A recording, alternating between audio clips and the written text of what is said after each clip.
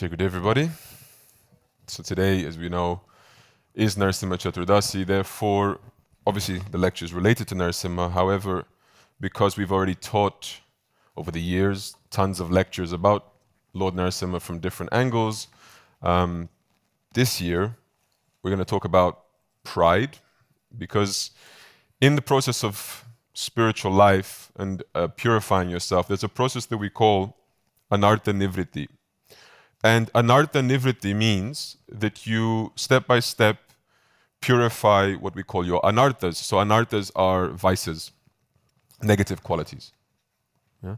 So things like pride, arrogance, greed, ego, and many others are seen as jealousy. They're seen as anarthas. And each of these anarthas have to be gradually worked through, resolved in one way or another throughout our spiritual path. Yeah. And so this obviously happens passively, and it can also happen proactively. You can address them specifically, or you can have them be resolved as a byproduct of your general increase or raise in consciousness, your general association with purifying principles, like Guru, God, sadhana in general. Yeah? So it's not that you have to be doing your kriya thinking, I'm really working on my jealousy right now. Not necessarily. You may be doing your kriya, and at the same time, your kriya is working your jealousy, but it isn't a conscious, direct thing. At the same time, awareness is, as often is mentioned by Guruji, one of the first principles that allow the process of transformation to happen in the first place. So for transformation to happen, awareness has to be the first point. And therefore, even though we may not engage with the nivrittis, with the anarthas, directly, it still pays off to be aware that we have them, so as not to further propagate them or to feed them or to unconsciously act them out, right? So the more aware we are of a certain deficiency, at the very least we can stop acting it out, even if we can't necessarily resolve it by ourselves. And Hiranyakashipu is a tragic story in many ways, because actually he's pretty great.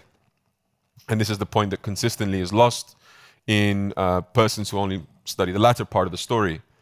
So Hiranyakashipu is, in a sense, an ideal story to showcase the downfall of someone when they become consumed by the anartha of pride. More specifically, hubris. So hubris is a distinct definition to pride. I'll come to that in just a second, and I'll make that distinction as one of the key points for today's lecture as well. Okay, so I'll come to that in just a bit.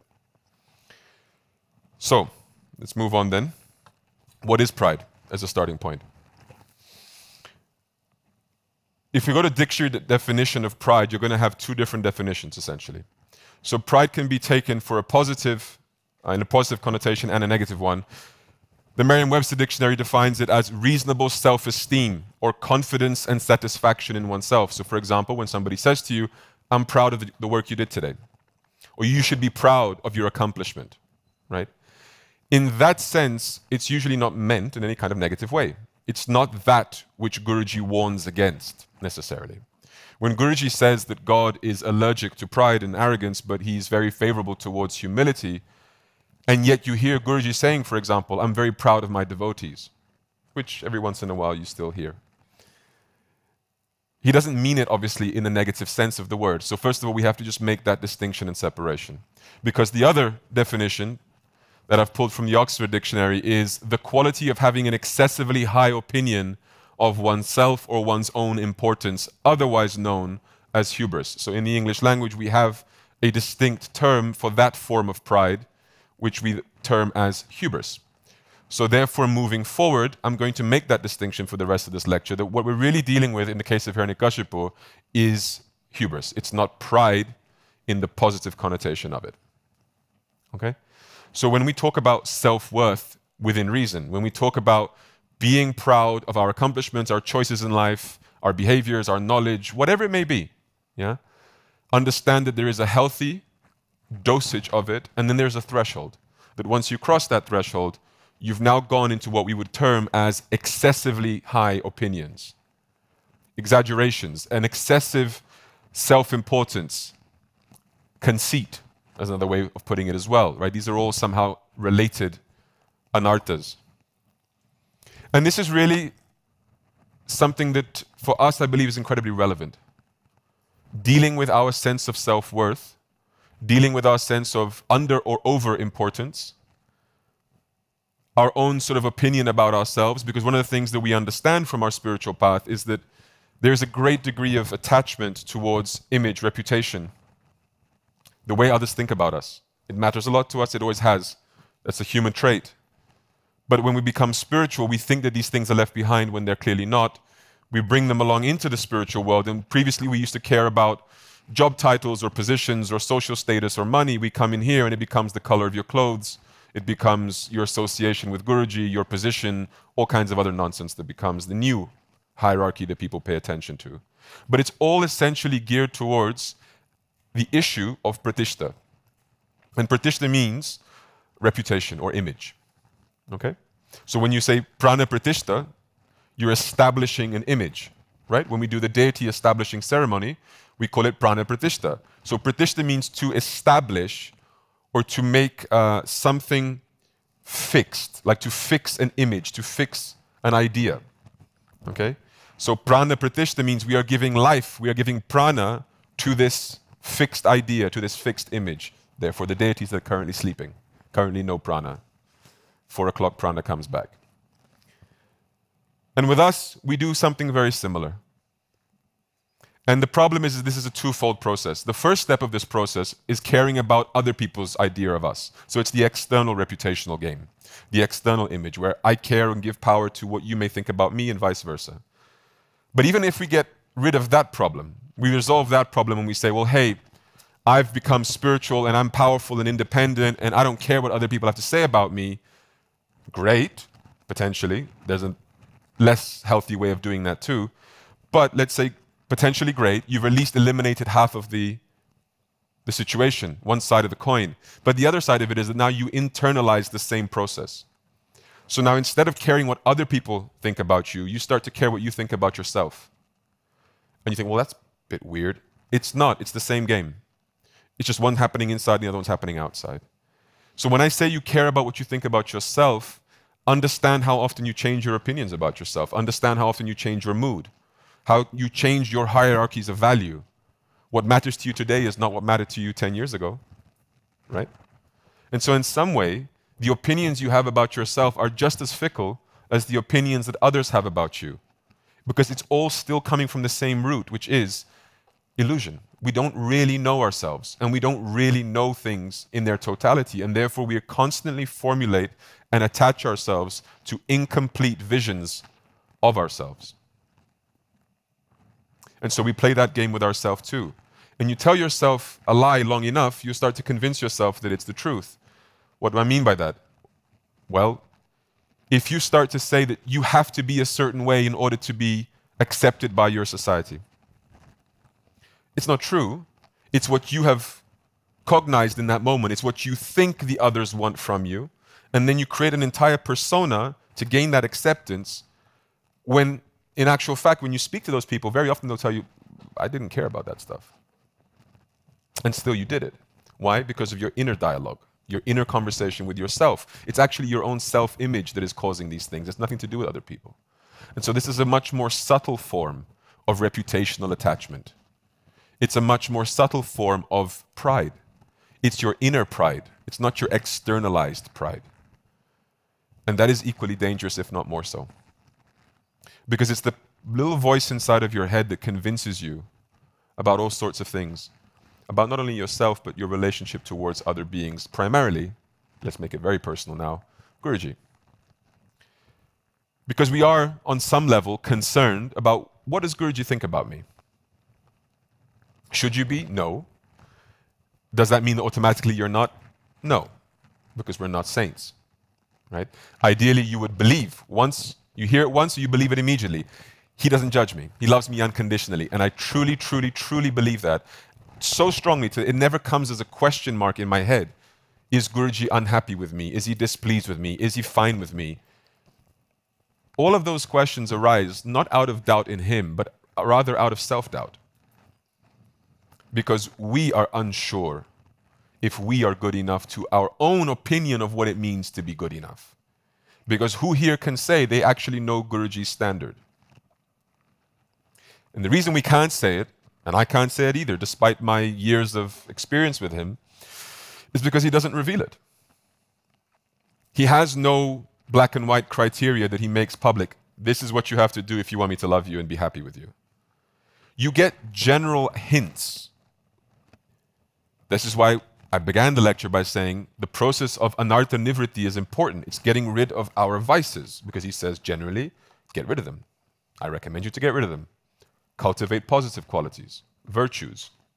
All good, but it's not scientific. Scientific in what sense? That if you do X, you get result Y. If I become humble, automatically Guruji is going to love me. What's the flaw in that sentence? There's a couple. First, that he doesn't already love me anyway. Yeah. Again, it's the thinking that we tend to have, as I said.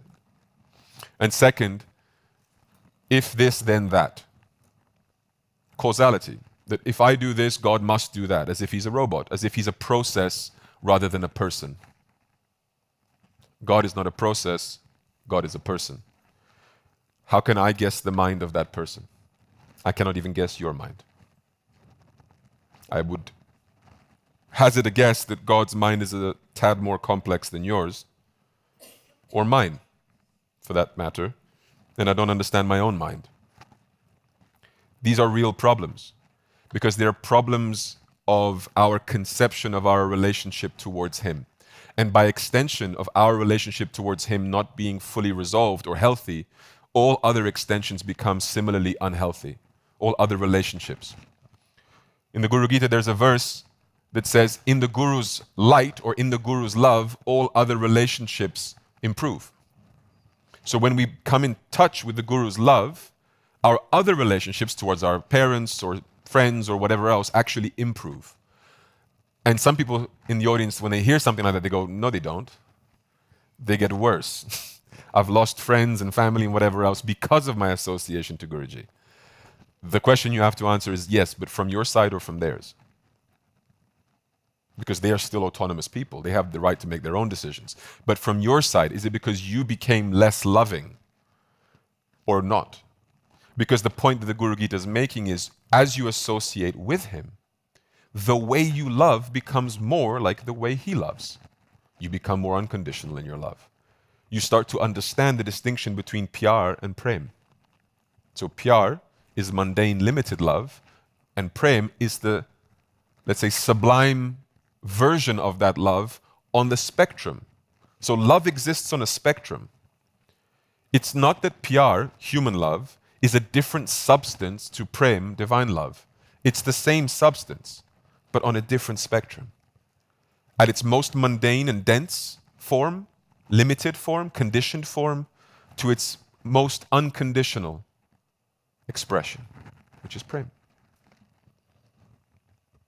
And so this spectrum is important to understand, because as we understand this, we understand the natural progression that happens. But just because you're progressing on that spectrum doesn't mean everybody around you is too.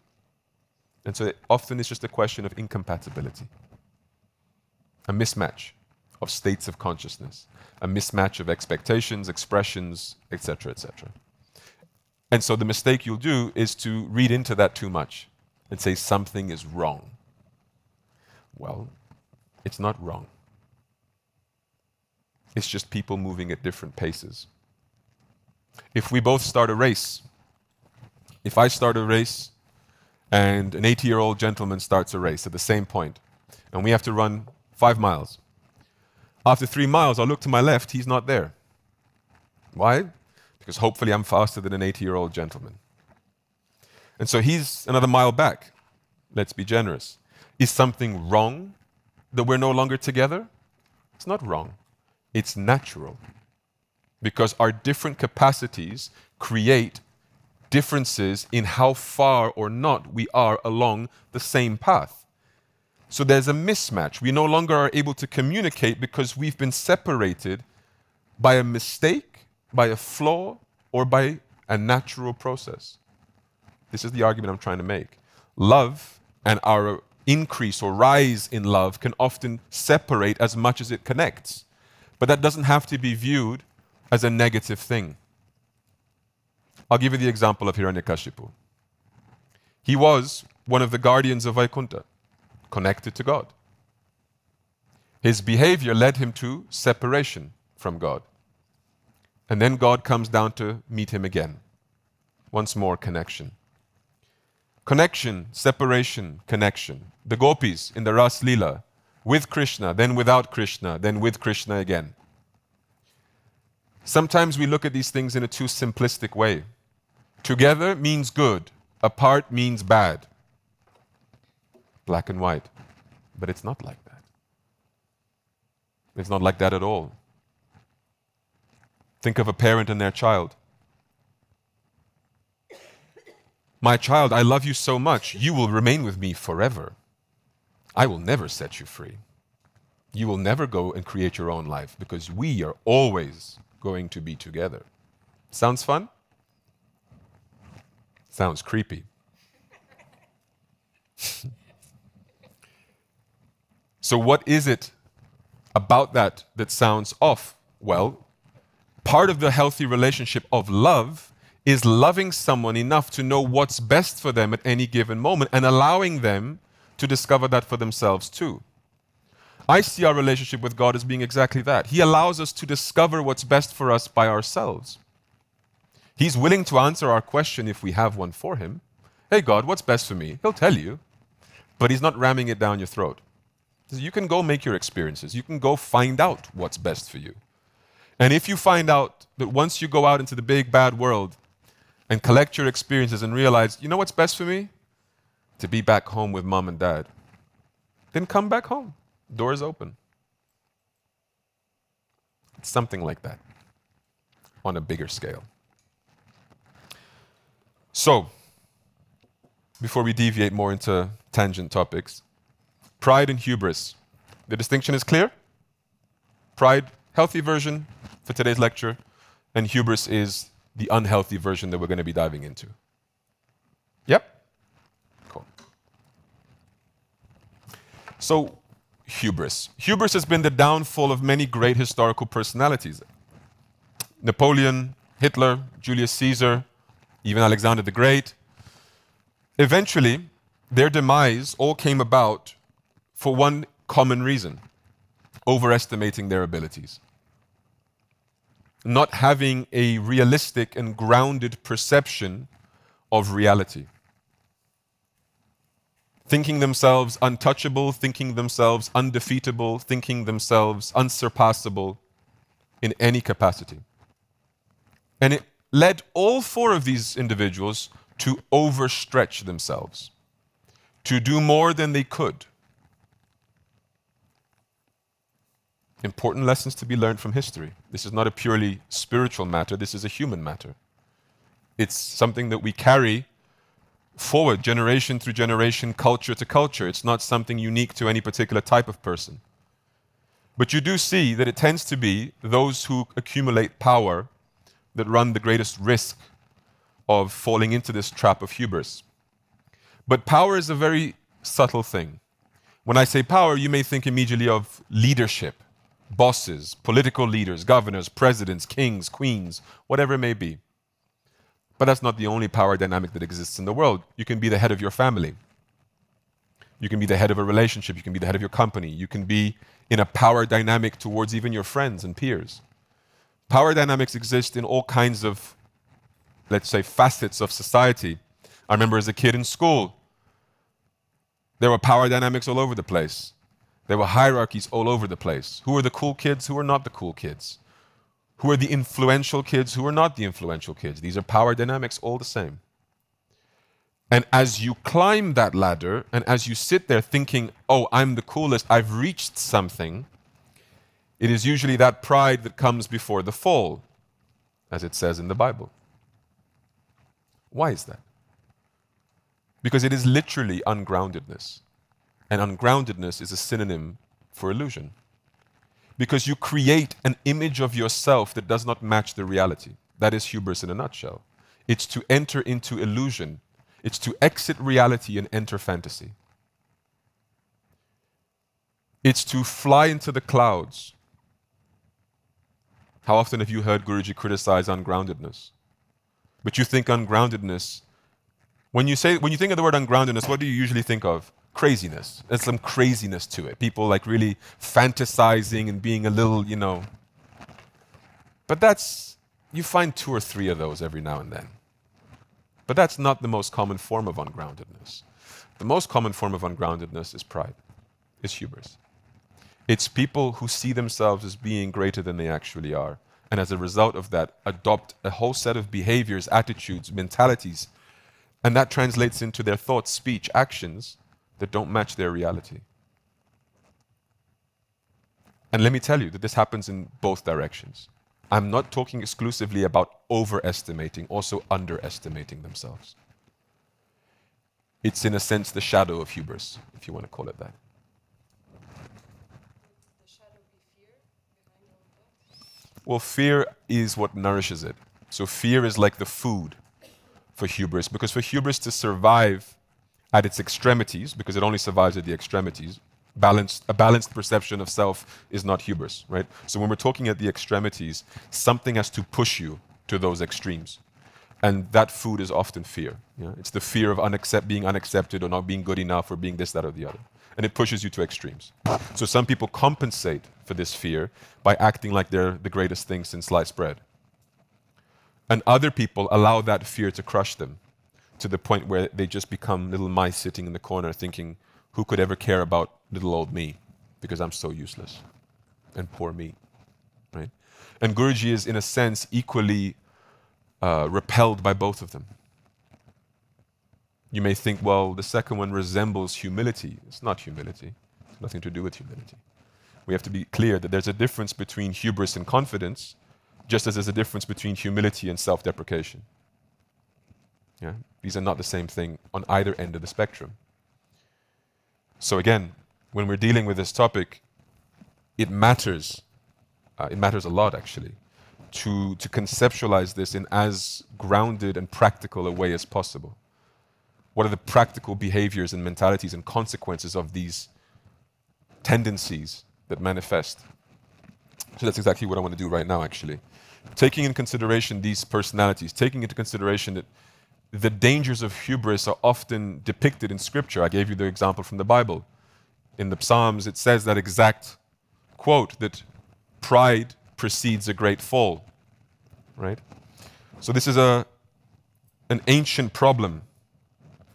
And these are some of the behavioral symptoms of hubris.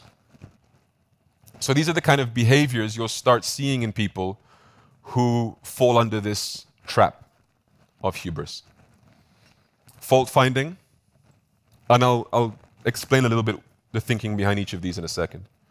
Harshness and contempt towards others in their treatment of others. Superficiality,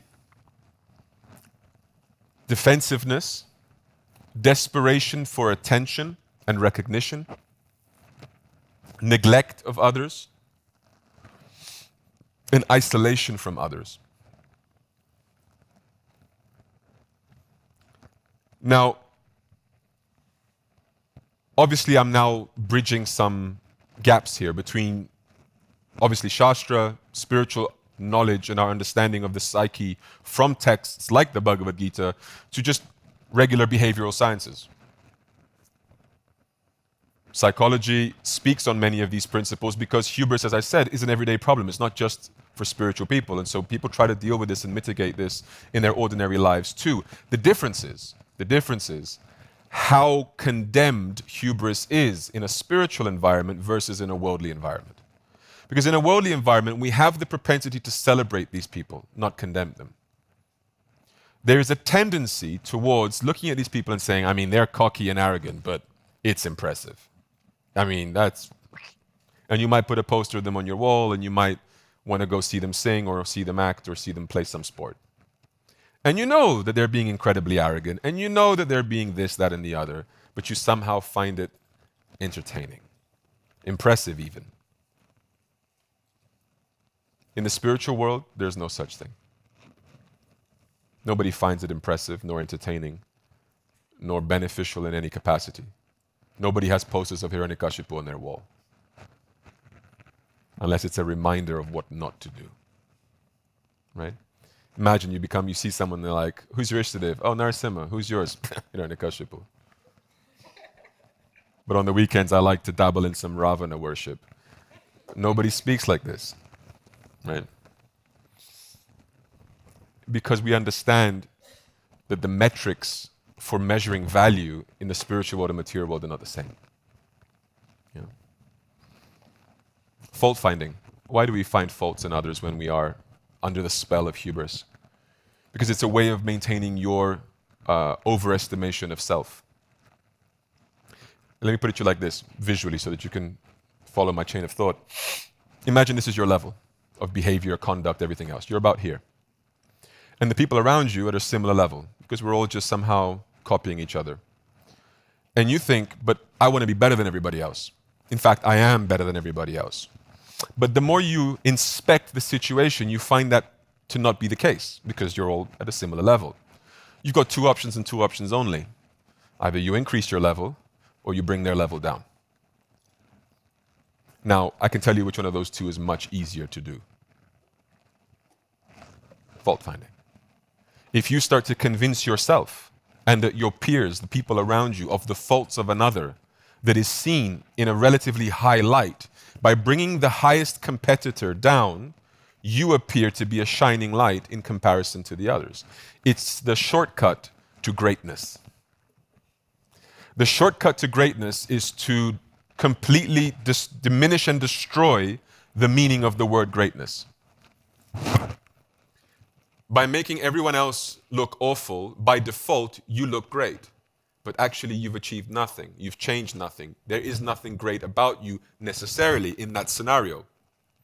But by simply pointing out faults in others, you automatically appear better. Yeah? I'm sure that we've experienced that at some point in our lives, and I'm sure we've even participated in that at some point in our lives. I know I have. It's much easier. The other way is to say, I'm going to raise my standards.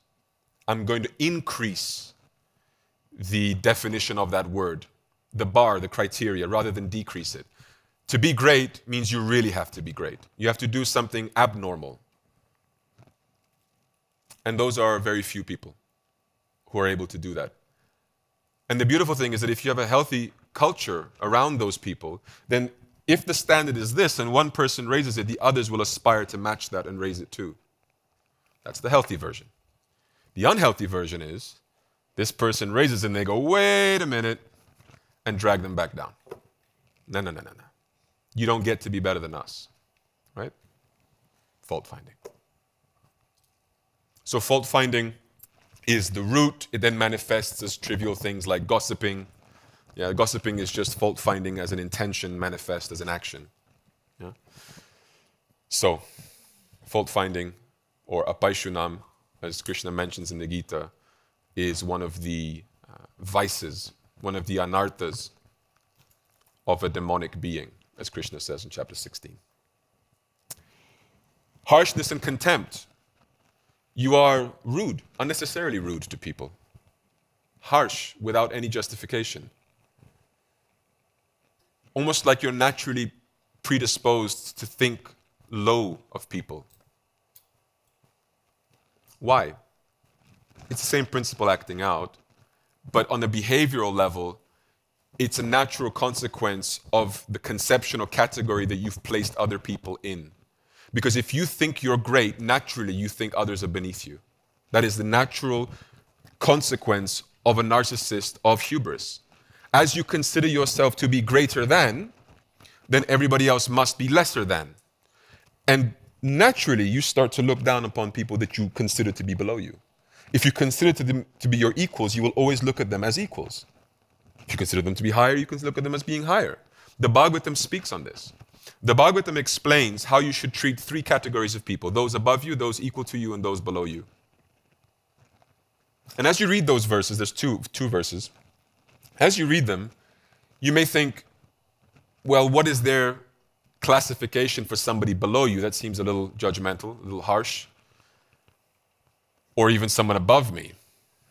And so the Bhagavatam gives three very simple explanations. First, someone above you means someone who's more spiritually advanced.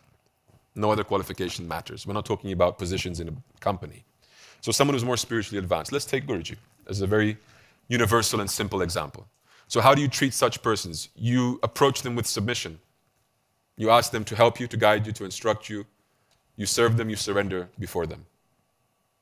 Yeah? What do you do with people on the same level as you? People on the same level as you means what? People who are in the same path as you, people who have the same objectives as you. What do? You befriend them. The Bhagavatam says, keep their company. Befriend them. Share with them. Become inspired by them. Inspire them in return. Become friends. And what should you do to people below you? And they say people below you means people who are yet to take on this path. People who are not yet spiritually orientated. What should you do? Point the finger at them and laugh? Condemn them? Say, oh, look at these poor materialists. A few more lives for you. No. It says you should have great compassion and mercy towards them. Great compassion and mercy can be manifest in a series of ways, but I would hazard a guess that it's not through harshness and contempt. Harshness and contempt is the behavior of someone who deems themselves to be superior than the other. Or, at the other extreme, someone who is so jealous of the apparent superiority of the other that they treat them in that way also to bring them down. Yeah, as I said, hubris exists at the two extremes. The self-deprecating and the overestimation of self, the conceit. Yeah? The tearing down happens on all levels. That's why in my visual explanation, I pointed to this person that pushes the other one down so that it can see himself as superior. And I gave the example of the one who is down and drags the other one down to feel better about themselves. Yeah? This goes from both sides. Understand? So this is important because that's where the harshness and contempt comes from. Harshness and contempt in behavior towards others stems primarily from this concept. Either seeing oneself as superior or inferior. Both manifest harshness and contempt for the others. Superficiality. Superficiality means that you start to see the world through external appearances. Because the only part of you that can be conceived as being greater than the others is your superficial part. At a soul level, nobody's greater than another. I'm not greater than you, you're not greater than me. So clearly, it's not possible for me to get to this hubris from spiritual realizations. Hubris is born out of our material, mundane conception of things. Therefore, if that is the level at which I'm identifying and operating, that means by default, my personality and my mode of being is superficial. Because I'm seeing other people in the same way too, at face value. And you start to care about things like that. What clothes is that one wearing? What clothes am I wearing? How's my hair today?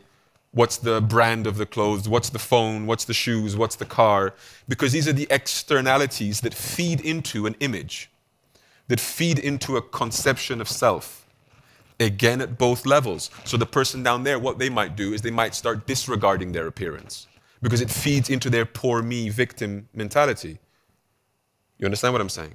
So they feed into that same thing of like, look, I'm just a nobody. Look how much of a nobody I am.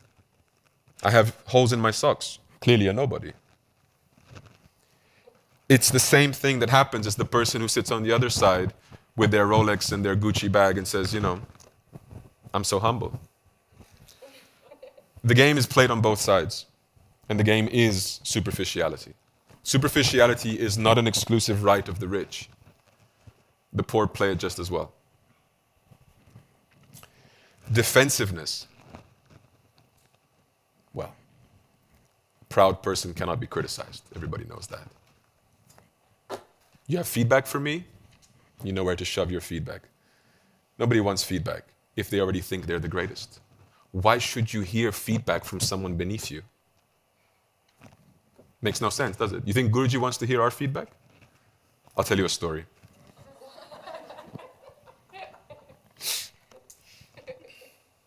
The person's not in the room, and this is not being live streamed, so I feel very safe in sharing this story.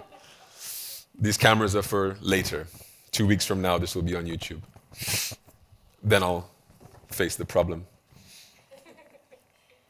This person had a divergent opinion on how Guruji should run Shree Peetha Nilaya. This person was not me. I would never have a divergent opinion from Guruji. So this person's divergent opinion was specifically about Guruji's treatment of women. Women.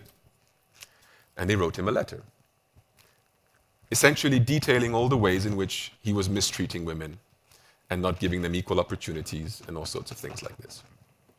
And the person, in one last hope of salvation, asked for feedback on the letter before giving it to him.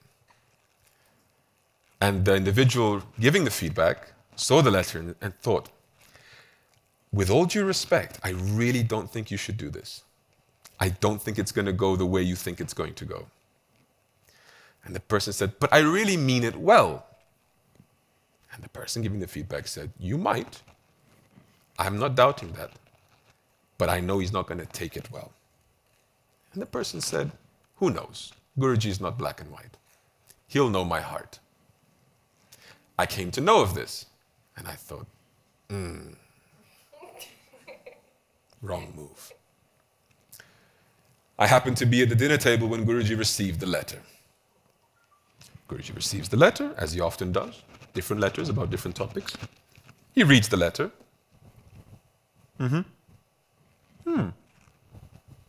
Wow. And I'm just seeing these reactions thinking.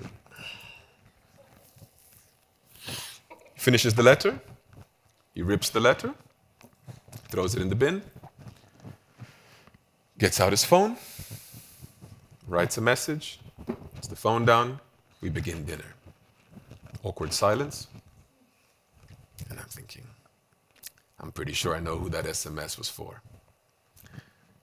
Dinner finishes, and I say, what's up with the letter? Because I can't resist.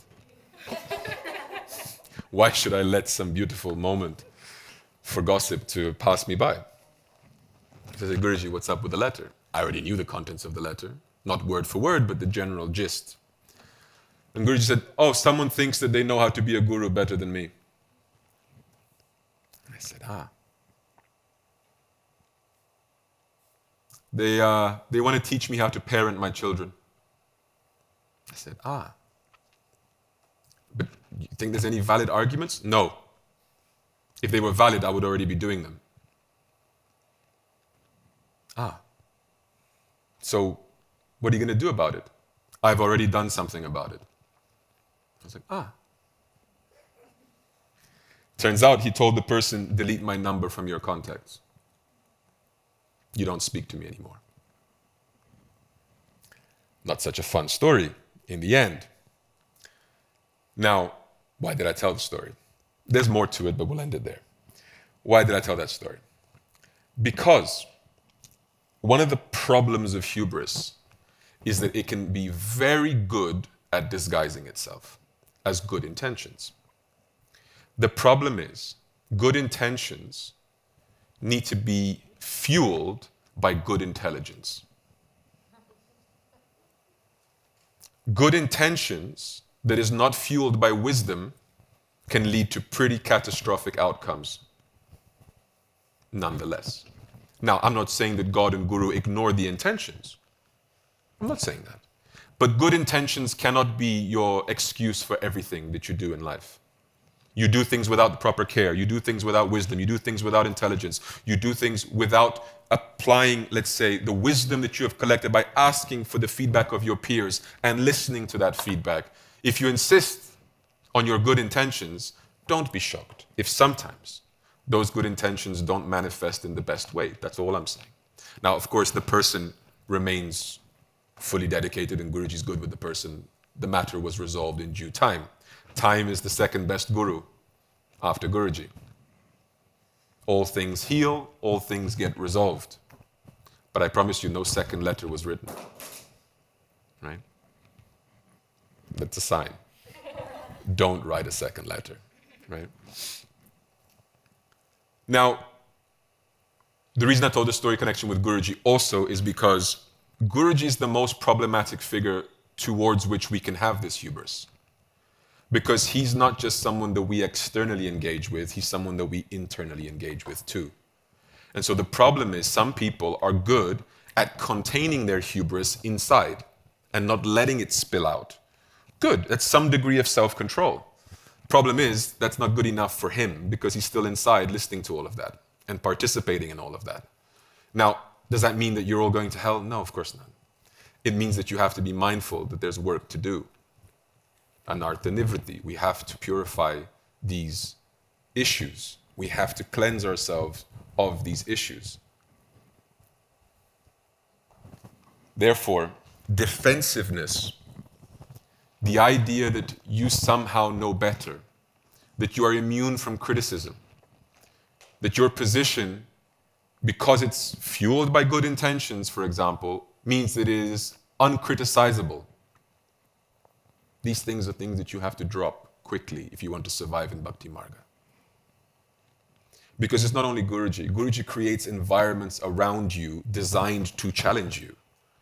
He's not acting only as an individual person who stands in front of you and says, now let's play a game. No, he's like, I'm creating your game daily. I am orchestrating your life in such a way that you will be appropriately challenged frequently enough. But the problem is you have to allow yourself to become challenged. He can create all the circumstances and you can still go in it like blind and unwilling to learn from the experiences that are being created for you by the architect of your life that you chose. And so defensiveness is one of those. I was very guilty of this one because I hate being wrong. Always have, hopefully never have to repeat this again, probably will. When I engage in discussions with Guruji that sometimes escalate into arguments with Guruji, why do they escalate? Because at some point, Guruji says something, and at some point, I respond with defensive behavior, right? Well, it's not really like that, Guruji, and I think that's a little bit unfair, and blah, blah, blah, blah, blah, right? It's the same thing of the story I just told you. It's the same foundational principle. I think I know better. But really, it's not that. Because when he says that, you think you know better, I quiz myself, and the truth is, no, I don't think I know better than him. That's not the issue. The issue is, I don't like being humbled. It's nothing to do with him.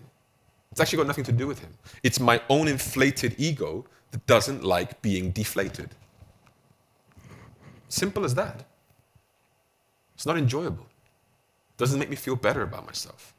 Is it good for me? Most certainly. Does he do it with some frequency? Most certainly.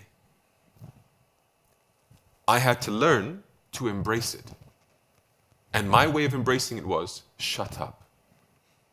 When he starts to do this, just shut up and take it. Yes, Gurudev. And you're useless. Yes. And this. Mm-hmm. And it's your fault. Most certainly. And mean it. Don't do it in a mocking way like, oh yeah, sure, yeah, it's me. Oh, you're right, my fault. No, like, yes. I may not understand the full extent as to why or whatever, but yes. Clearly I have made some mistake, and I will reflect on it. Thank you for showing me. Thank you for correcting me. It's a mentality shift. Defensiveness feeds hubris. When you allow yourself to be open to the corrections that life gives you, when you're open to the corrections that your guru arranges for you, either directly or indirectly, through others and through life, if you're open to that, that may be a very healthy roadmap towards humility and towards real change. That doesn't mean you have to allow yourself to be trampled over. Again, we don't need to deal with extremities. Yeah? Desperation for attention. It's almost a consequence of your superficiality. It means you need validation all the time. Your inflated self-esteem, your hubris, needs to be constantly confirmed. Because why? Because it's not true. If it was true, you would need no confirmation and no validation whatsoever, because the truth is self-evident. You know a person that's not that pretty, but they keep acting like they're super pretty? You ever seen that? Yeah. There's a healthy way, and this is a bit more of a toxic way to do it. Because you could say to someone, oh, they're just confident, they don't care so much about things. But then there's the other person that just really wants to convince themselves and everyone else that they're really pretty. Tell me I'm pretty. Tell me. Why do they need to tell you? Because it's not self-evident. So you need to keep feeding this false perception. Spiritually, the same game happens. I'm a great pure bhakta of the Lord, isn't it? Tell me how great a devotee I am. Because if you really were great, neither would you ask for it, neither would anybody need to say it, because it's just self-evident. It's obvious. Nobody needs to say it. Everyone knows it, everyone sees it, everyone feels it. Do you think Guruji walks around saying, guys, who am I to you? You're our God. That's right.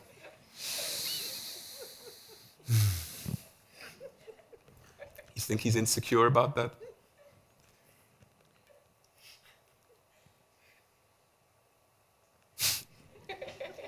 It'd be funny if he did, though.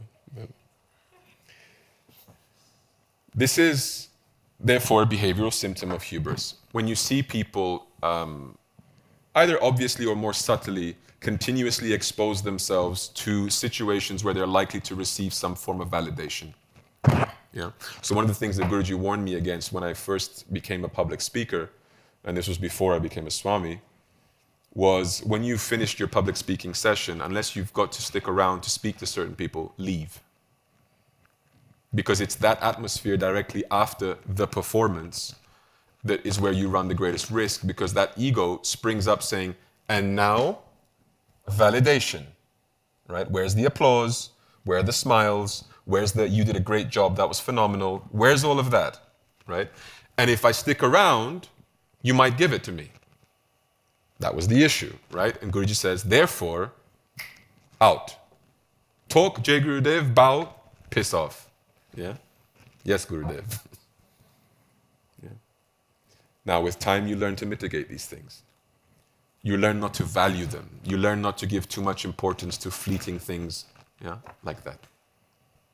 But the point stands that this desperation for attention is a seeking for food, for nourishment, for the hubris that otherwise cannot survive. Please understand this.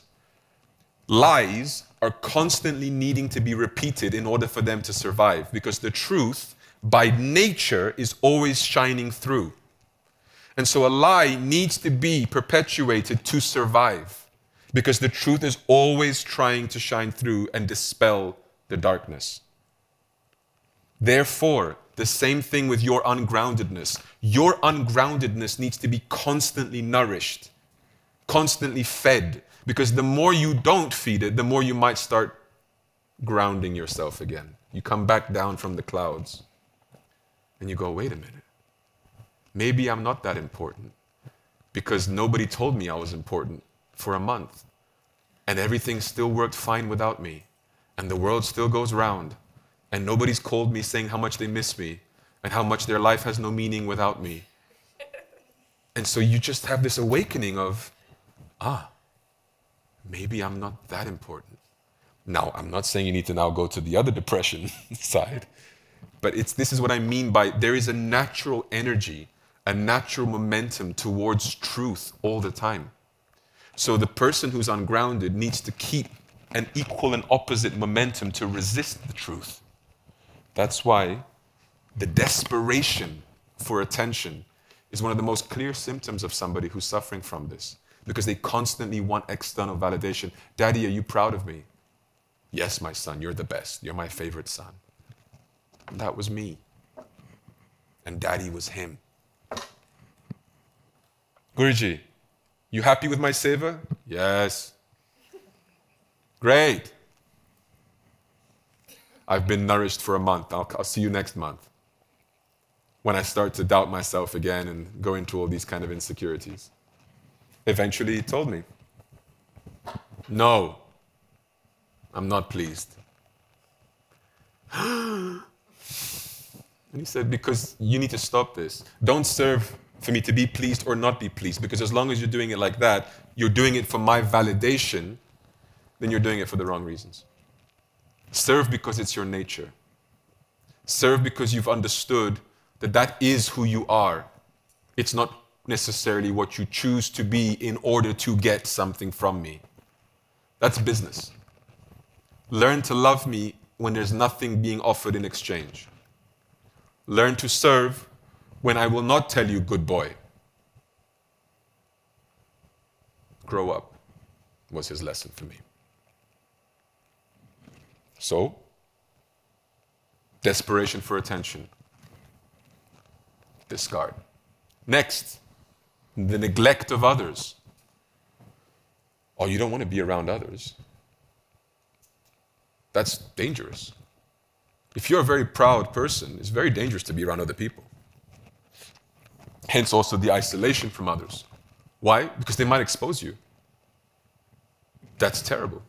They might show that you're not as great as you think you are. Because I'll tell you one thing that's true. 99.9% of the time, there's always someone out there that's better than you at everything that you do. Does that mean you have no value?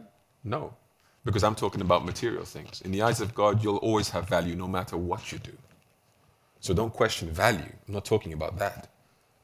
But on a material level, there is always someone, if not many people, better than you at everything you do. Oh, Revati, you're a great public speaker. Thanks. There's better ones out there. Oh, your knowledge is great. Thanks. Other people's knowledge is better. What am I supposed to do with that? If my ego wants to survive, if your pride wants to survive, one simple answer: never meet those people. Stay in your comfort zone. Be a big fish in a small pond. Never jump into the ocean. There you'll meet these big whales and sharks and these other scary creatures that will make you feel small. So you have to see, is that your behavior? Not Hiranyakashipu's behavior, I must say. He jumped into the biggest ocean of them all. He called out God, said, let's fight. Yeah? But generally speaking, the reason why you see certain people constantly isolating themselves from other people is because they're afraid of those people. They've created an image of how great they are and how terrible everyone else is, that they then, to be able to maintain that conception, by default, they cannot spend time with people. Because if they would find out people are pretty great. As much as you may not like certain things, overall, people are nice. People are good. Especially if you spend time with them. The more you spend time, the more you're likely to see it. And then what do? Your whole belief system comes crashing down. Your whole framework of I'm better than you comes crashing down. And then you're confronted with the real you. And who wants that? Who wants to be confronted with their real selves? Better to fly in the clouds. Yeah, that's why. Neglect and isolation towards others. Clear? Symptoms of hubris? Could you identify with some of them? You've seen it? You've done it? It's not great, is it? I'm sure Guruji has seen it too. That's why we've all been admitted into the hospital. So, where does Narasimha Leela fit into all of this? I told you, I gave you some examples: Napoleon, Hitler, Julius Caesar, Alexander the Great. But in Vedic literature, there's also plenty of personalities and examples of hubris, and the dangers that come with it and the solutions to it. And number one amongst them is the Leela of Narasimha and Hiranyakashipu. However, in order to fully grasp the impact of the Leela, we need to have both a literal and symbolic reading of the Leela. So we need to accept that literally the events that transpire happened and they have their meaning. But symbolically, if you start to depict Narasimha, Prahlad, and Hiranyakashipu, those three personalities, as representing specific things, and I'm going to go into that with you now, the story takes on another dynamic. It takes on another level or layer of meaning that, in my opinion, acts as an incredibly powerful deterrent towards hubris, that prevents you from cultivating, developing, or becoming unaware of hubris in yourself. So Hiranyakashipu, the demon king, is the tragic story of someone great who thinks they're too great. This is the point. It's not that he wasn't great, as I said in the beginning. Someone great who thinks themselves a little greater than they actually are. Yeah? A big danger, big problem. Prahlad, that uncomfortable person that you're trying to isolate you from. Someone who's actually greater than you. Remember I said there's always someone better? His own son. Okay? His son was better than him. Prahlad also, in some sense, represents... My beard is playing with the microphone. Prahlad also, in some sense, represents the truth. The truth, the right way of living, dharma. Yeah, these are also adequate representations of Prahlad. And then Narasimha, of course, the Supreme Lord, is capital T truth, if you want to call it that. He is that unavoidable being person that you can never lie to, that you can never convince of your supposed greatness. So we'll come back to Narasimha in a second. Let's go into Hiranyakashipu for a little bit. So the rise of Hiranyakashipu. Hiranyakashipu's quest for power, I'm not going to tell the full story, I'm just jumping to certain parts that I think are relevant. He is motivated by embarrassment.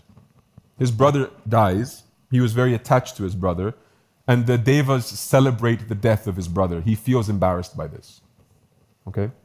And he sees the cause of that embarrassment as not being the devas, but rather being Vishnu. Because the devas would not have such confidence were it not for their assumption that they're under the protection of Vishnu. Because Vishnu kills Hiranyaksha, his brother, and so he thinks, actually, you're the problem. It's not that Vishnu was celebrating and rubbing it in Hiranyakashipu's face, but he says, your disciples do it. They rub it in my face and they celebrate the death of my brother because they know that you're on their side. That's why they do it. Now, I would argue that Vishnu would not do the same thing. He would not rub it in Hiranyakashipu's face because Hiranyakashipu was also his child. And you see that sometimes in Bhakti Marga. The devotees of Guruji may act arrogantly towards non-devotees, thinking like, oh, we've got the best guru, we've got the best path, we've got the best this, that, and the other, thinking that Guruji is going to completely defend that and back that up, when really he'll say, you idiots. What do I always say in satsang? What does Guruji always say in satsang? You first learn to be a good human being before you become a great spiritual being. So you're breaking code number 1. I feel that Narayana would have done the same to the devas in the situation that transpired with Hiranyaksha and Hiranyakashipu. Nonetheless, it happened as it had to happen. Hiranyakashipu then responds to that by saying, I will show them who's boss.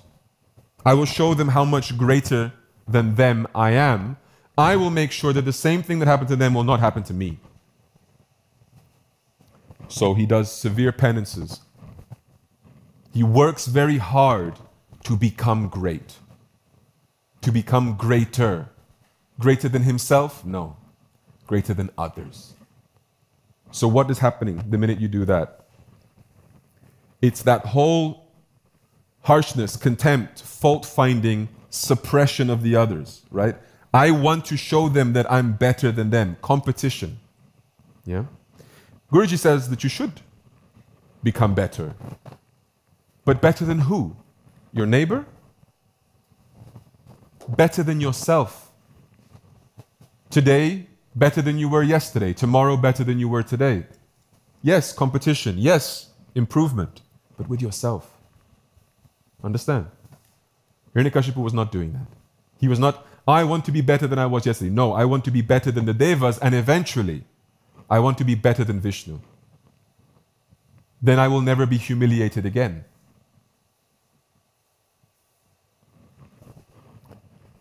He gets the boon from Brahma, granting near invisibility. As we know, there were caveats to the boon. There were specific clauses in the contract. Why? Because as much as you can hide, suppress, disguise the truth, you can never kill it. In the Bhagavatam, it speaks of a bull with 4 legs. And that bull represents Dharma. And that bull, each of his legs represents one of the virtues of Dharma. And in Kali Yuga, it says that that bull only has 1 leg. 3 legs have been broken. And the 1 leg that stands, even in Kali Yuga, is truth. And it can never be killed. Because the minute this world no longer has truth in it, then there is no salvation possible from this world. So no matter how degraded the world becomes, no matter how much austerity, compassion, and cleanliness, purity become eradicated from this world, which are the other 3 legs, by the way, no matter how much these things can be eradicated and destroyed, truth will always survive.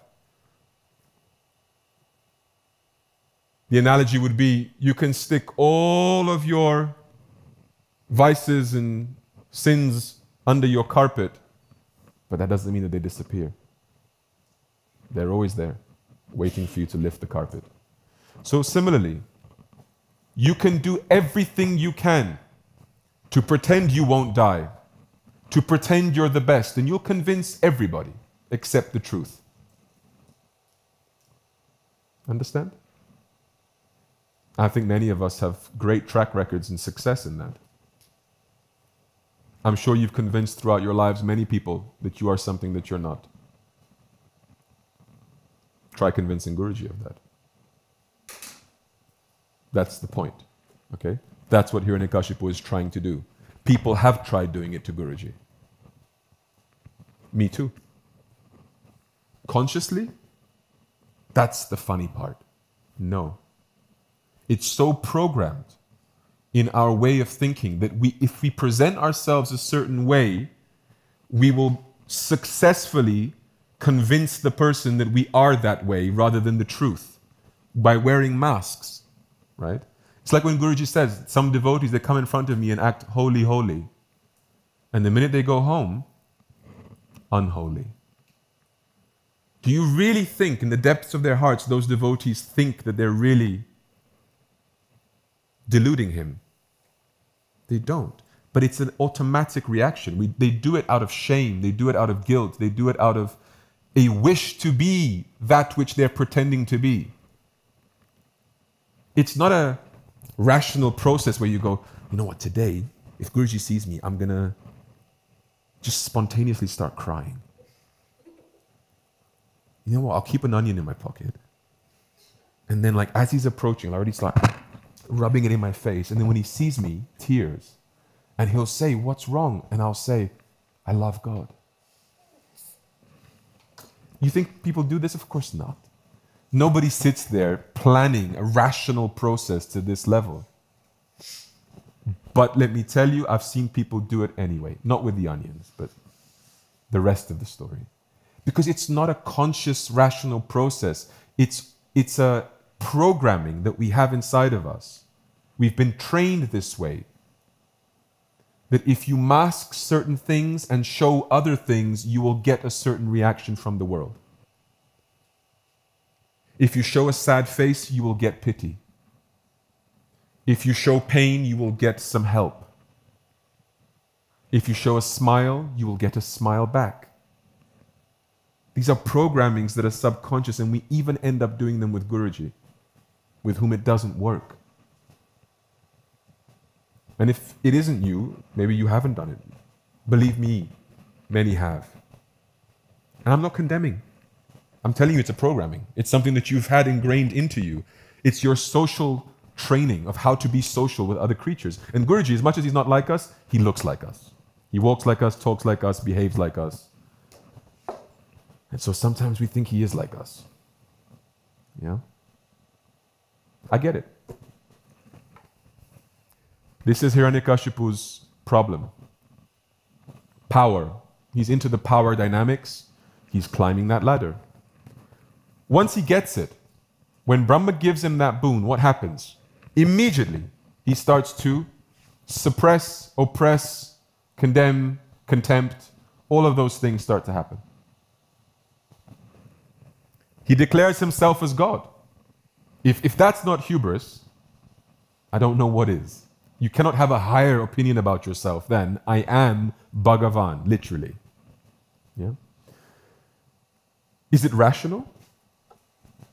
He got given these blessings by Brahma, and yet then he'll claim, I am God. If you were God, my dear Hiranyakashipu, you wouldn't need to do penance to get blessings from Brahma, would you? But no, let's not be rational. I feel like God right now. I'm on top of the world, therefore, I am God. Oppression of those who refuse to worship him. See this. Do you agree? Do you confirm that I'm God? No? Then off with your head. It has to be that way. I cannot allow the truth to exist in my delusion. Where else do you see that in the world today? People create deluded ideas about themselves, and then they say, affirm my delusion. And if you don't, off with your head. You're the problem. This is not a new problem. And it will always take different shapes, forms, different ways of expressing itself. It will always do it. Because people will always be deluded in one way or another about themselves. And if you don't agree with that delusion, then you're an enemy.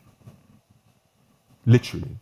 The light is an enemy of the darkness. Knowledge is an enemy of ignorance. Because one eliminates the other. The truth is an enemy of the lie. Isn't it? So because Hiranyakashipu created a lie for himself, anyone who was standing with the truth automatically became his enemy.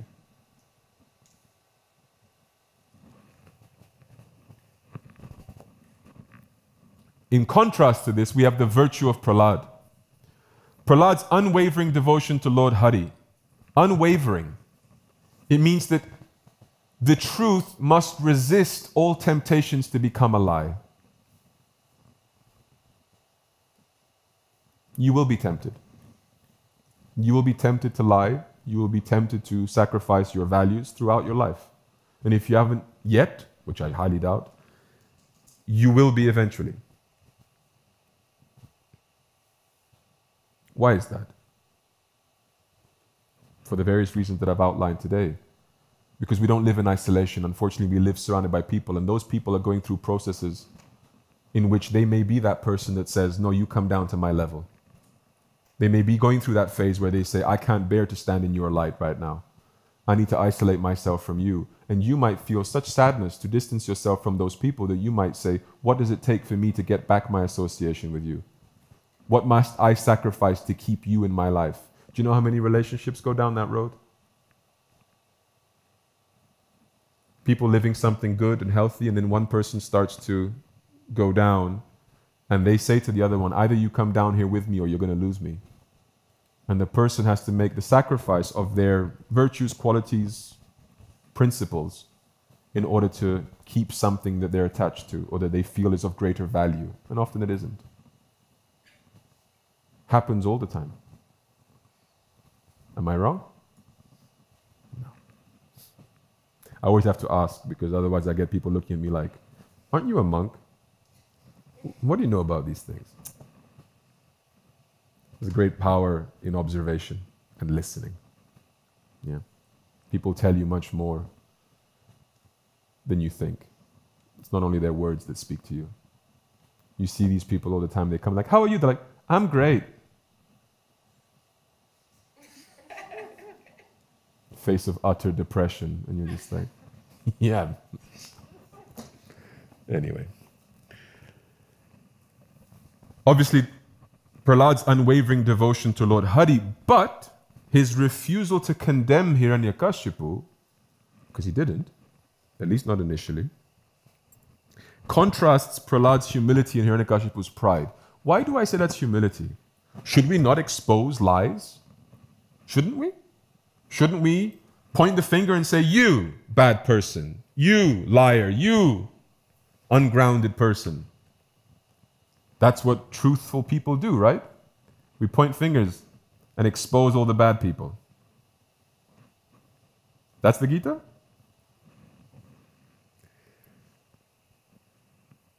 The biggest downfall of good people is to think that being good gives them a right to tell off bad people. What did I say about the Bhagavatam? What are you supposed to do with people beneath you? Compassion. Right? So what do you do to someone beneath you instead of pointing the finger? What would you do? Instead of pointing the finger at them and saying, bad person, what would you do? If you're in a better position? You'd try to be a good example. What else? Go ahead. Exactly. You might extend your hand out and say, let me help you. Let me help you climb this ladder. Let me help you uplift yourself. I might even come down the ladder to come up with you. If I'm strong enough, I might even do that. That depends on your own level. Guruji says in his commentaries to the Bhagavad Gita that if you're strong enough in your spiritual path, you can go into the material world to help people get out of it. If you're not, then simply call to them from outside. Don't venture into it. You'll get dragged down. Rather than bringing them up, they'll bring you down. Right? Yeah. So one way you can do that is quite literally, and this may seem trivial, but it's really not. What do you do when you do an Om chanting? You put names of people in the middle of the Om chanting, right? So imagine there's somebody who is beneath you, worldly, all these kind of terrible things, right? And you say, I really want to help them, but you are also self-aware enough to know that you're not at a point where you are immune to these things. If you go into their environment and you, let's say, engage with them at the level of discussion or emotion sometimes that the person wants to engage in, you don't feel like you're necessarily going to come out of that clean. You're running a risk, right? That's a self-awareness issue. So if you're aware of that, you can still help them through indirect means like this. You put their name in an Om chanting circle, you pray for them, you show a photo to Guruji, right? I'm just saying real things that people do, right? And it matters. But what else could you do if you're feeling more confident? You go meet them. You go talk to them. You show them your example. You connect with them. You help. You discuss and talk and talk and talk. And I have stories of people who by just grinding, not being forceful, not being rude, not being judgmental, just being a constant presence, a constant light every day, removing a little more of that darkness, right? Eventually people said, okay, I'll go meet your master. And then they go, wow, he's amazing. And then next year they've initiated devotees, right? This is what I mean. There are different ways to go about this, but it all comes down to self-awareness and groundedness. If you know the level that you're at, Guruji explains in the Bhagavad Gita commentary, you will behave accordingly. Prahlad didn't try to condemn his father or turn people against him. He let him be. I'm going to be myself. I'm going to show what I am and what I believe in. What did that happen? What did that lead to? Prahlad was converting the other kids in the school that he went to. The demon kids. The demon kids were becoming devotees. Because Prahlad was telling them, stop being demons? No. He was saying, start being devotees. There's a big difference. There's a big difference. One is a negative attack on a person's way of being. Another is a call to improve their state of being. It is an invitation to greatness, in a sense. Understand? It's not bad demons, it's, hey, why don't you come be devotees with me? Isn't that how Guruji was with all of us? Did he come into our lives and say, you suck? I mean, you're so materialistic. I mean, you're literally the worst. I just gave you darshan. Trust me, I just saw everything. It's terrible. My God, you need God, like now. He could. Would we really say he was wrong? Not really. I mean, he could maybe be exaggerating a bit, the defensiveness. He could. He doesn't. What does he say? Nice that you're here. Nice to see you. Nice that you came. He makes you feel welcome, or come again, or whatever it is. But he's positively encouraging you rather than condemning you for the inevitable state that you're in when you arrive at his doorstep. There's a big lesson in this. Huge lesson in this. Yeah?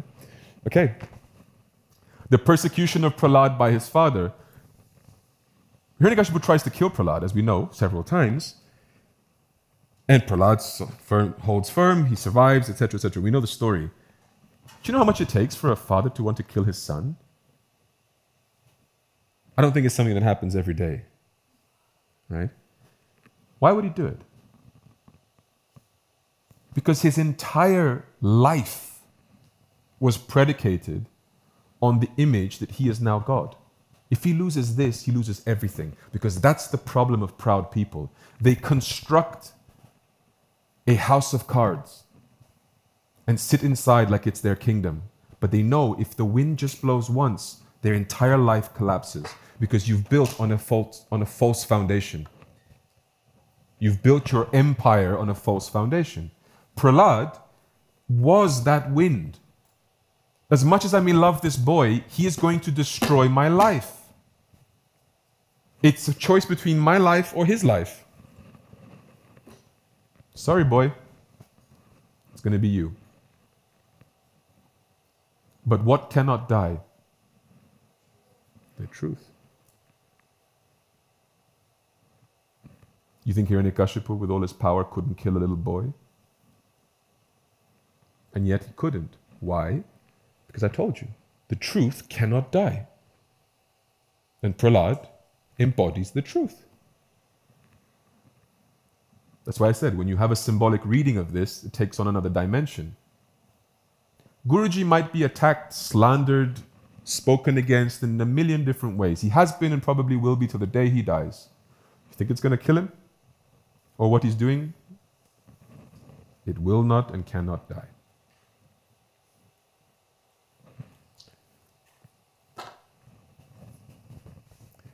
Think what the Lord does. Narasimha appears, and there's a symbolic tearing apart of Hiranyakashipu's pride. What does he literally do? He picks up Hiranyakashipu, puts him on his lap, and tears him apart. Yeah? He could have just killed him in a nice way. Like soft and like, hey buddy, I'm just gonna, like in one swift motion, cut your head off. Is that okay? Or like just flick him on the forehead and he gets concussion and dies. Like, it's Narasimha. He's kind of all-powerful and can kill him any way he wants to. But no, he wants to show something. He wants to show the truth tearing apart the lie. And it's in these moments that I see Guruji being his most Narasimha-like self. When Guruji comes to expose someone's ungroundedness, he can be very harsh. Remember the story I told earlier? Harsh consequence, right? But that's how forceful the truth is in exposing pride, lies, because it has to be a shock to your system. It cannot be gentle. It cannot be, it's okay, don't worry, next time we do it better. Huh? It cannot be that way. Because lies, pride, illusion, ungroundedness cannot be entertained. Because every time you entertain it, you are wasting that which is most precious, which is your life, your time. You are wasting it, feeding yourself with illusions and lies, when you have no time for this. It's hard enough when you are self-aware and when you have no hubris to surrender and commit yourself to a genuine transformative path. It's hard enough to get all the motivation and discipline and drive and to resist all temptations to be everything other than that. So he has no, as someone who genuinely loves you, the most merciful thing you can do is smash it to pieces and smash it so brutally that you will never entertain building it up again because you're afraid. After Narasimha appeared and did that to Hiranyakashipu, you think any other demons came around thinking, I'm going to pretend to be God? Even the best ones, Kamsa, Ravana, they still acted, proud in all of this, but they never again said, I'm God. They were like, that lion guy, I'm not playing that game. Guruji once told me, Narasimha, secretly, it's the most merciful form of God. And I was like, it's not that secret, Guruji. He's like, oh yeah, but you like Narasimha. He said, most merciful. I said, why? Because he doesn't even wait 1 second to come and kill your enemies. And that's the most merciful thing he could do. Krishna, you've got some problems. Oh, let's dance with them for a while. Let's play hide and seek with your problems. Yeah. Rama, I'll solve them, but I'm kind of in exile for a while. So I'll solve them when I get back. We have to do things in the proper order. Yeah. Everything in due time. Narasimha, bring him here. Done. Job finished? Okay, I'm gone. No long life, none of this business. I appear, kill, gone. Blessings. Off he goes. Beautiful. I always said to Guruji, biggest mistake you did, Guruji, was call your mission Bhakti Marga. Should always have been Bhakti now. Bhakti Marga is terrible. He has a whole path to walk. Waiting, patience. Love, patience, and unity. This used to be the slogan of Bhakti Marga. Love, patience, and unity. I celebrated hard when we changed it to just love. I was like, yes, much better. None of this patience nonsense. But this is Narasimha. But understand the necessity of it. Because what Narasimha is fighting in the Leela is the supremacy of pride. It's hubris at its peak. That is Hiranyakashipu, the greatest expression of hubris that ever lived on this earth. Yeah? And so what he does is he tears it apart, and it's grotesque. You can go outside and see the deity. He makes garlands out of his intestines. It's not because he thinks it looks beautiful. It's to send a message. Don't entertain these things. Don't play these games with God. Don't play games with the truth. You will lose, and it will be brutal. You think wise people engage in fights that they cannot win? No. And that's what he's showing you. You cannot win. Even that guy who oppressed all the devas, oppressed all the three worlds, look what I do with him. He's a little game, a little toy in my hand. Here he comes, garland. Who's next? Understand the principle. It has to be a show of force. It has to be. For our pride to receive that message and bow down. Not to receive it and say, well, he's just got a flute. Got a peacock feather in his head. I could probably take him if I just, grow some more muscles. No. You see that, you go, just bow down. This is the point. Okay?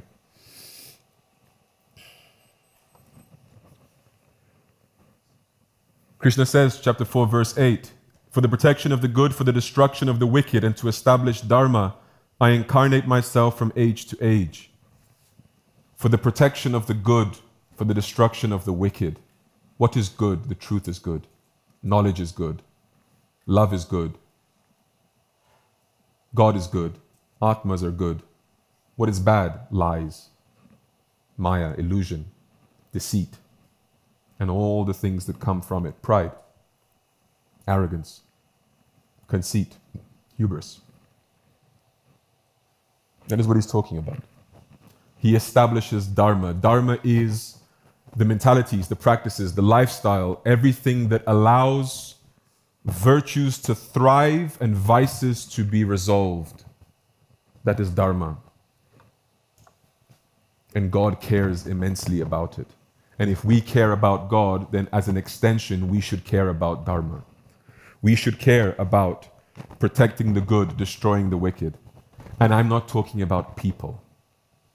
I'm talking about anarthas, behaviors, qualities, Krishna says in chapter 16, the qualities of divine beings and the qualities of demonic beings. He doesn't say divine beings and demonic beings that cannot change. Prahlad was a demon. So were his colleagues at school. They became devotees. People are malleable. People can change. Never lose hope in people. Defend ideas.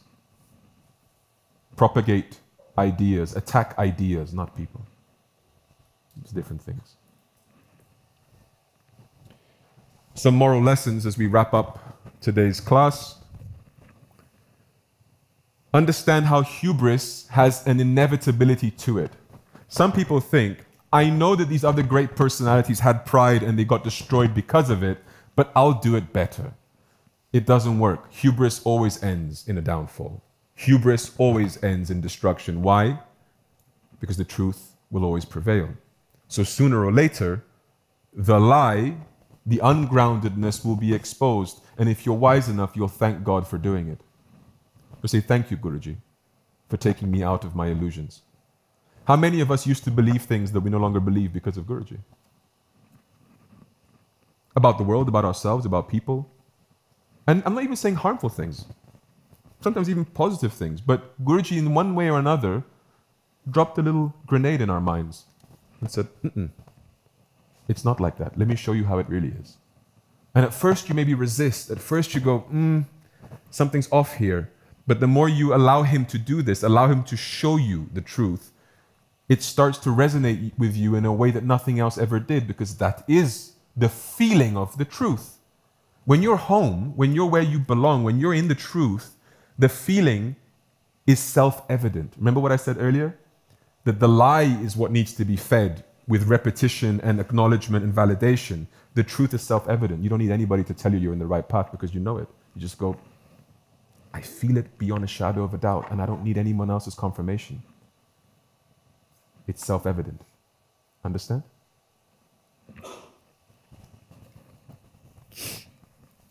The power of faith and humility. Prahlad's faith is a counter to his father's pride, and the protective power of divine grace. I don't feel I need to elaborate too much on that, because we all know the grace of God, the greatness of God, God coming into our life as a response to our faith, as a response to our consistency in relationship, and helping us overcome our anarthas.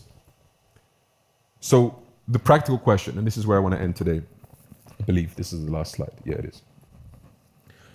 The practical question, I think we always should end on a practical note, is what are we going to do about this? If we have this in our own lives, in some capacity, I don't suspect any one of us lives this out to the level of Hiranyakashipu. But if we all have a little Hiranyakashipu inside of us, that sometimes says, hi, right? How do you mitigate for this? How do you deal with this? How do you address this practically? First, and it has to be said, you resort to Guru and God as your transformative shelters. Nothing will transform you, nothing will purify you more than connecting with the truth itself in its most pure form. Guru and God. There is no substitute for it. There is no exception to it. Nothing replaces it. And if you read Guruji's tweets, you'll see just how much he means that. That you should always be like this with Guru and God, especially Guru. Right? Self-reflection. Awareness is the first ingredient to any meaningful change. Awareness is truth at its most basic level. Remember we talked about spectrum of love? It goes from pyar to prem. Remember that? Truth goes from awareness to realization. Before awareness, there's just delusion. There's nothing to do with truth. But truth starts from just becoming aware of things to realizing them in their totality. This is the spectrum of truth, awareness to realization. So self-reflection is the process by which you begin your journey on that spectrum, because it's the journey where you invite yourself to become aware. You analyze your life, your thought processes, your emotions, your choices in such a manner that you become more and more aware, and not only aware, eventually you can start to improve your decision-making processes. Self-analysis is, in other words, the science of better decision-making. Okay? Next, the role of mentors and friends.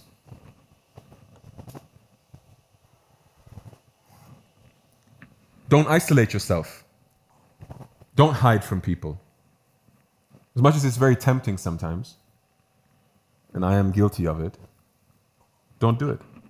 Force yourself not to do it.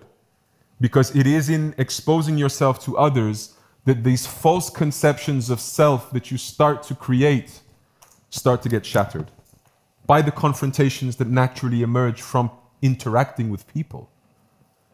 It's a healthy questioning of self.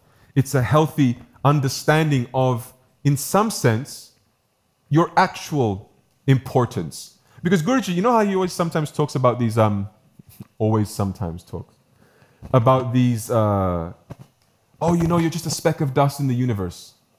Yeah, and he starts to paint this huge picture of the universe as being so massive, and you're just a tiny little dust. And you listen to that and you think, it's pretty much like he's saying, I'm a little piece of, you know what?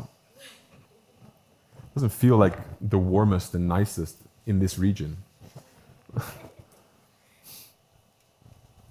And then, very sweetly, he'll sometimes just qualify that and say, and yet,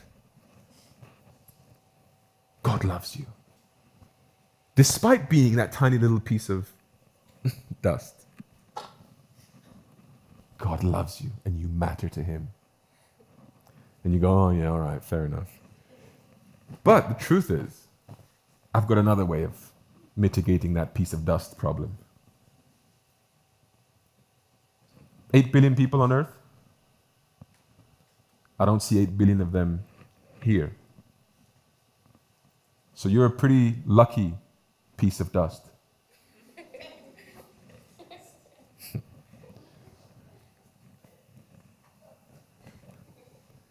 The importance of listening. Believe me when I tell you this. If you want to advance spiritually, there is no greater skill you will develop than the ability to listen. Bhakti starts with Shravana. Shravana, Kirtana, Smarana are the 3 foundational pillars of Bhakti. You listen, you chant, you speak, and you contemplate, you think. And the first one is Shravana, is you listen. First you receive instruction. First you receive knowledge. Then you can start to act out from a space of knowledge. But first, learn to listen. And listening is not a passive thing, it's a verb. You listen proactively. You listen because you want to grow. So listening is actually a manifestation of an intention. And the intention is to learn, to grow, to change, to transform. And listening just becomes a natural extension of that intention. If you really want to, sincerely, you will listen. But pride will get in the way of that. Because pride will tell you, you don't need to listen to anything or anyone else. I met someone recently who said to me, hey, Revati, do you still listen to Guruji's satsangs? And I said, yes. They said, oh, because I just wondered, because I don't really feel the need to anymore these days. Like, I feel like he basically just repeats himself a lot, isn't it? And I feel like I've really understood it. And so I really just, I use my time for other constructive things. And I just wondered, I assumed that you would be in the same boat because, of course, you've listened to so many of them. I just wanted to, check if you were on the same boat. And I'm like, brother, I'm on a different ocean. I'm not on the same boat.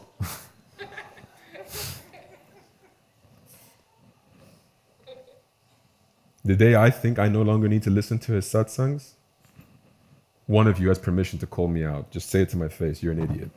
Yeah. Committing oneself to continuous learning and a general openness. Yeah, leads on as a natural consequence of that final point I just made. It's an attitude. And this is the greatest attitude. Yeah, as I said, listening, being open to change, continuously grow. And Guruji said one thing, and I'll finish on this note. He never, ever will say anything that removes this from my head. He stood here in this temple and he said, if even all of you are perfect, I will still hammer you. I looked at him and I just thought, you're unbelievable. He's like, even when you're perfect, I'm going to hammer you because I don't want you to run the risk of thinking I'm perfect. That will be the end of your perfection, right? And I was literally like, so there will never be a time when you're just like nice, without any asterisk to that, without any qualification necessary, or just always there's a risk of a hammer landing on my head at any point. Even when I've made no mistake. So, of course, it's a preventative hammer. It's preemptive to your mistake that you would have made had I not hammered you. So I'm actually innocent, but a future me could have been guilty, and therefore I'm getting hammered. Correct. Okay. The good news is, don't take his hammerings too personally. He does it even to perfect beings. You're in good company. The other side of it is, see how much he loves you and how much you can trust him. That he will not let go of you even upon your attainment of perfection. He'll still work on you to make sure you keep that attainment of perfection. That's what it means to be together forever in that relationship. He's not your school teacher, and when you graduate, bye-bye. Go make your mistakes. No, he's like, I'll always be around. And if needed, bonk. There it goes. So, don't be too afraid of your hubris. You might have it. You've got the best enemy of that. He will help you. Count on it. Depend on it. Rely on it. Surrender to it. Ask for it. Gurudev, help me overcome my anarthas. But don't leave it all on him. Everything I just said does not excuse you from using your intelligence, using your accumulated wisdom and your effort. Remember what I said earlier? You may have all the good intentions in the world, but if you don't utilize the tools at your disposal to feed those good intentions, don't be surprised if you still keep on making mistake after mistake. We are supposed to use the things we've learned from Guruji to become better versions of ourselves and facilitate his job, which is to make us the best versions of ourselves. We make better versions of ourselves. He makes the best version of ourselves. Got it? Jai Gurudev. Any questions? If not, I wish you a great Narasimha Chaturdashi. It's going to be fun. Jai Gurudev. Om Shanti Shanti Shanti Shri Gurubhyo Namaha Hari Om Satgurudeva Shri Swami Vishwananda Mahaprabhu ki